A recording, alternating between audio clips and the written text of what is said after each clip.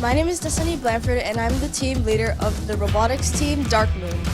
Our members are Krisanji, Aeon, Carlos, and our very helpful coach, Mr. Kochek. So what we do in our robotics team is we're a part of many competitions, do FTC competitions and more. We use our outreach and our engineering and coding skills to promote ourselves and also promote robotics as a whole. So what our robot is doing right now, the main point of the game is to shoot these balls called artifacts into the goal over here.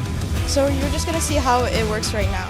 So the wheel in the middle is supposed to spin and it creates speed for the artifacts to run through the loop and then shoot into there. We take part of competitions, we think of stuff to do, and most importantly we have fun.